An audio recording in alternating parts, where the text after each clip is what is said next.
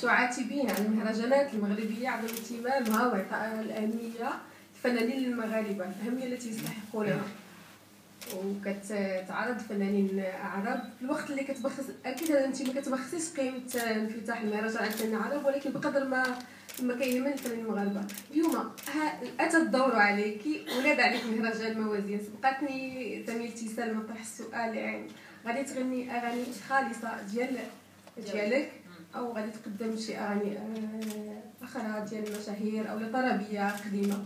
سؤالي بالنسبه لك ابتسام تيسكات مزيان انها تصلحات لان تعودنا في الغالب كيغلطوا بزاف. نعم جميله. ابتسام تسكت او تسكت المعلومه فقط انه جبل في سوس اسمه جبل تيسكات. انت سوسيه الاصل اذا اصل سوسيه. طيب سؤال شويه سؤالي لك يا ابتسام،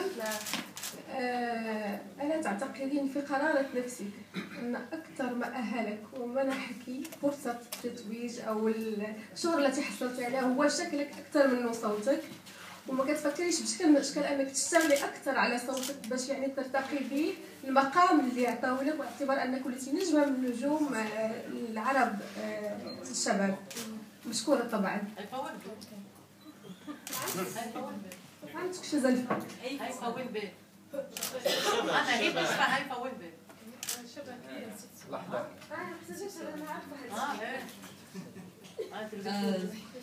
بالنسبه لسؤالك اخت فاطمه، انا عمري ما كنت ضد انه مهرجاناتنا تستضيف نجوم عرب، بالعكس، لان هذا كيعلي من قيمه المهرجان وكيعطيه امتداد عربي. انا العتب اللي كان عندي، وانا قلته من باب انك طرحتي السؤال، انا عمري ما كان نقول لوحدي او وسي حسن كيعرف هذا الشيء هذا، وجميع المسؤولين عن مهرجان موازين كيعرفوا هذا الشيء هذا. انا فقط عاتبت على يعني انه ماشي، يعني انه كتكون مرات غياب انا كنهضر على نفسي ما كنهضرش على فنانين اخرين. انتي سالتيني قلت لك كاين غياب، لانه انا ماشي من عادتي ان نمشي نطرق باب اي مهرجان مهما كان، خاص المهرجان هو اللي يتصل بيا، هذا هو الموضوع، وحنا حبايب وكيشرفني